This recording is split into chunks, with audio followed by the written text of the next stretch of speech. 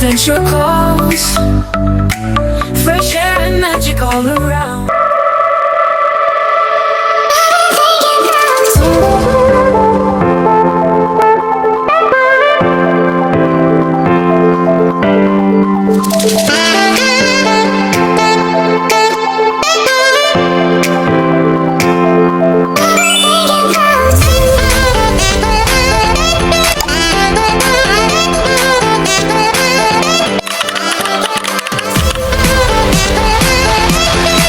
Another good day, another good vibes. Welcome back sa aking channel! So yun, for today's video is mag-unboxing tayo ng feeding set ni Baby Rosie. Dahil 6 months na siya, is malaking milestone to para sa ating mga baby. Dahil ito yung panahon kung saan unti-unti natin silang inihahanda sa solid foods or tinatawag na complementary feeding. So yun.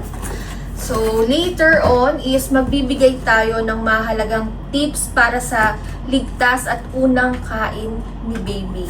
So, samahan niyo muna akong mag-unboxing, guys. So, first, ang i-unboxing natin is baby food grinder from Germany. So, in-order natin to for our little Rosie dahil gusto natin na meron siyang separate na na paggagawa ng kanyang food. Kumbaga, separate siya sa pinaglulutuan namin, sa gamit na pagluluto namin. So, gusto ko talaga na meron siyang separate. So, paulit-ulit na naman tayo, guys. So, eto yon. So, buksan natin. And, konti, i-explain ko sa inyo kung paano gumamit dito. So, sa mga first time mommy dyan, or hindi pa, or magpapakain na rin sila ng kanilang mga baby, magsi 6 months na rin yung baby nila, or 6 months na. Sobrang advisable netong product na to and napaka-convenient netong product na to. So, ito ang baby food grinder. So, hindi ka na ma-hassle dahil rekta na siya. I-steam mo na siya. After mo siyang i-steam is dito mo na rin siya i-blend para maging pure yung kanyang food. Dahil lalong-lalo na 6 months pa siya, hindi pa siya pwede ng mga bite size. Kailangan talaga super pure yung kanyang food. So, here is i-open natin, then dito natin ilalagay yung water. So, para mas safe talaga is purified water or yung ginagamit niyang water ni baby kung paano kayo nagtitimpla ng mga formula milk. So, para mas safe. And then after that, pag nalagay niyo yung water is dito nyo ilalagay yung vegetable or yung mga i-steam ninyong food. So, after this, pag nalagay nyo na siya, guys, is, oh my God, nahulog na. So, after this, pag nalagay nyo na yung i-steam ninyo, so, ilalagay nyo siya dito, and then, i-cover nyo na siya. So, after nyong ma-cover, so, syempre, maghihintay tayo, ilalagay natin siya dito, sa steam. So, wait lang tayo, and then, after na ma-steam naman, is, huwag kayong mag-alala guys, dahil hindi kayo mapapasok. Dahil meron siya neto. So, pagka niyan, kukunin mo siya ng ganito. Guys, yan. After ninyong makuwang ganyan, buhos niyo siya dito. So, yung pinag-moisan niya or yung natirang liquid dahil dun sa pag-steam niya is yun na rin yung mag-puree. So, bago kayo mag-puree, is pwede nyo rin gamitan ng breast milk ninyo or ng formula milk na ginagamit nyo kay baby para mas lalo siyang ma-puree. So, yun. Cotton candy skies, oh yeah, shining in your eyes, dancing till the dawn, yeah, never feel alone, sugar-coated dreams, life is what it seems. And excited na ako guys na gamitin to para kay Rosie. Para kumain na siya kasi ang bilis ng panahon. 6 months na si Rosie. So next, patong muna natin guys Sorry po. So, what's next is here. The bunny feeding set. Wow. Bunny. Parang may naaalala ko dyan na. Hindi naman sa pag-aano, syempre yun ang bansag sa akin or yun yung bash sa akin, bunny. It's okay, guys. So, yun. Ang cute ng color niya. Here. Ang hirap pala buksan. So, ano ba yung mahalagang tips para sa ligtas at sa unang kain ni baby? Meron pa pala siya. So, unang-una, tignan natin kung ready na ba si baby. Kung ready na siyang kumain, guys. So, ang ganda naman ito, oh.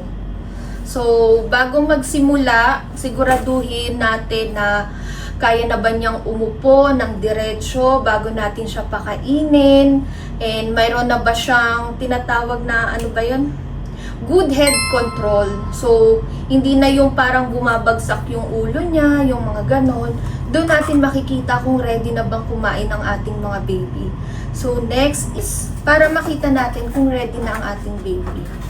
So, kung yung pagtulak ng pagkain sa paglabas or bibig na gamit ang dila, ibig sabihin nun is hindi pa siya ganon ka-ready. Makikita natin ng baby kapag minsan ready na siyang kumain or yung parang ano na siya, aware na siya sa mga food. Di ba pag kinakandong natin yung baby or tas pag kumakain tayo, yung dumadakma-dakma na siya or nakikurious na siya sa bawat subo natin ng pagkain or sumusunod yung paningin niya.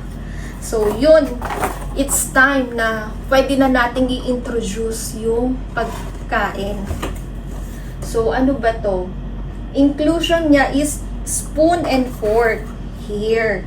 Spoon and fork. So, next is may plate na pala siyang kasama. So, ito yung plate niya. And what's next is cup.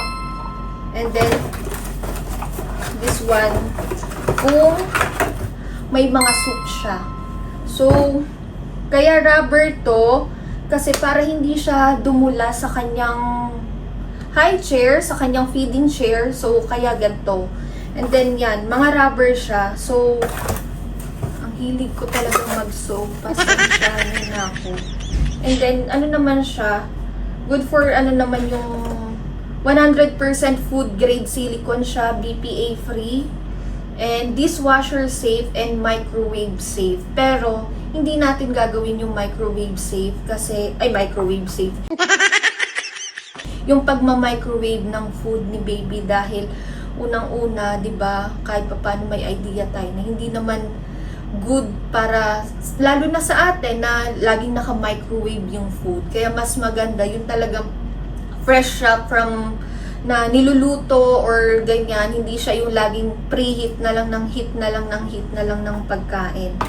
So yun, kailangan din natin maging mindful sa pagpapakain natin sa baby natin. Pero actually guys, sa kakapag-research ko, mas maganda daw talaga stainless rin yung gamitin. Kasi minsan daw talaga. So, nalilito ako na baka hindi ko masyado tong ipagamit kay Rosie. Kasi mas maganda daw talaga is stainless. Stainless daw yung gagamitin. Kasi pag mga ganito pala daw rubber or plastic is, ano ba yun? Yung nag-i-stay minsan yung amoy ng food. So, next is, ano bang pwedeng ipakain natin sa baby? So, hindi kailangang limitahan siya sa lugaw lang na pagkain ng baby. Maaaring pwede siyang magsimula sa vegetable, fruits, protina. So, yun yung ano natin, yun yung, dami ko namang dami kong taas na nga natin to. So, ano ba yung mga pwedeng ipakain na gulay? Yun yung mga kalabasa, sayote, kamote, o carrots na pwede siyang i-steam tsaka i-mash ng maigi. So, next is fruits. So, ano ba ang pwedeng prutas? For example, banana. Hindi pwedeng lahat ng klase ng banana is pwede sa baby ha. Kasi may sinasabi yung mga matatanda na yung ibang banana is bawal pa sa baby. So, I think sa natatandaan ko, ang pwede sa baby is latundan at lakatan. Yun ang pwedeng ipakain muna natin sa baby. And avocado, maganda rin yung avocado is kasi yung avocado is good for the brain development. So, sa protina naman, so hindi ko pa siya pwedeng i-introduce kay Rosie, yung mga ganong food. Siguro pwede siguro siya sa 8 months niya. Pero ang mga protein food na pwede sa baby is atay ng manok, itlog, o isda. So, syempre, i-make sure natin siya walang tinik. So, eto, next is baby food storage container. So, bumili ako netong baby food storage containers kasi baka pag nag-puree ako is sobra, so sayang naman kung itatapon natin siya or hindi natin siya mapapakain. Kung ako lang naman ang kakain, syempre dapat ipa-experience naman natin yan kay baby. Next is, ano ka ba? Syempre, magwo-water na si Rosie. So, pwede na siyang uminom ng water dahil nga kumakain na siya ng solid food. So, yun. So, binilhan natin siya ng baby training cup. And then, safe naman siya kasi hindi naman siya yung totaling, yung dire-diretso yung inom. Kumbaga, iba na kasi ngayon eh. Ang dami ng mga kaeng-engan na ano. So, eto, another tips pala sa inyo sa mga first-time mom or sa mga nakalimot na paano ba magpakain sa mga nagsisimula na 6 months old baby is i-apply natin sa sarili natin ang rule of 3 days. Bakit rule of 3 days? Natin siya kailangang i-apply dahil hindi pwede na pag pinakain natin, for example, si baby ng broccoli today and tomorrow pakakainin naman natin siya ng kalabasa. So, hindi siya pwede actually. Kailangan natin siyang 3 days nating ipapakain sa baby natin ang broccoli. Bakit? Is para malaman natin kung may allergy sa pagkain si baby. Pag once na, for example, pinakain natin si baby ng broccoli, and then sa loob ng 3 days, may lumabas na allergy na symptoms like rashes, pamumula, or pagsusuka, or pagtatae. So, at least, alam natin, nakamonitor sa atin na hindi siya pwede nung food na yon. So, pag alarming naman, syempre, kailangan natin dalhin siya sa pedia para mag-consult sa doktor kung ano ba yung nangyari. So, ganun yung pagpapakain po sa baby, lalo na first nilang kumain is, yun nga guys, i-apply natin sa ating mga baby yung 3 days rule ng pagpapakain sa baby para malaman natin kung saan mga food sila allergy. Napaka-importante yun dahil kapakanan yun ni baby, health natin ni baby yun. So, kailangan maging maging alert tayo, maging maingat sa pagpapakain kay baby. So, next is bumili ako nito guys. Para yung, kasi may mga ibang pagkain na ang lakas makastain sa damit actually. Kaya nga si Rosie pag pinapainom ko siya ng vitamins, nakahubad na siya pag pinapainom ko ng vitamins. Kasi ilang beses na pinapainom ko siya ng vitamins is nakadamit, nagmaman siya talaga. Kahit na pag pinapainom ko siyang vitamins na may nakaabang akong wipes, minsan may hindi maiwasan na may tendency na naglalaway siya, so napupunta sa damit niya. So kaya pag pinapainom ko siya ng vitamins, nakahubad na lang talaga siya, lalong-lalo na yung vitamins niyang iron is ang lakas makapaman siya ng damit. So yun, so sayang naman yung damit, diba? And then ganun din sa food, so baka may mga food na ang lakas makaman siya ng damit, so binilhan na natin siya nito. So, tuwing kakain siya, ito yung susuotin niya. So, na-excite na ako. Yung parang nakaganon siya, oh. Na-excite na akong pakainin si Rosie ng mga solid food. So, gagawa natin si Rosie ng meal plan. So, hindi kasi ngayon tag-avocado eh.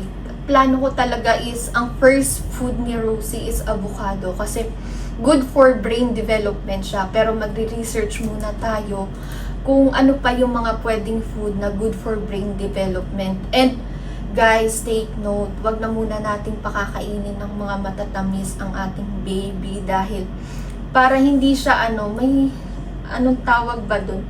Mamaya aalalahanin ko muna guys kung paano. So next muna tayo dito is eto. Ay, yan.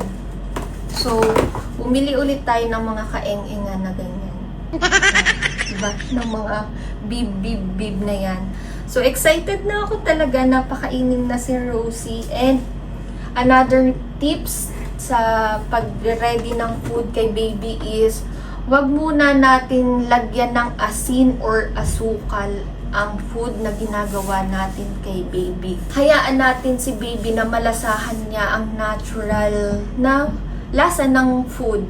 So, hindi natin siya kailangang haluan ng asin or asukal. Lalo na kapag asukal, maaaring maging tooth decay or yung pagiging pihikan sa pagkain. So, yun guys, hindi pa natin siya kailangan haluan yung mga food ng baby ng mga salt and sugar.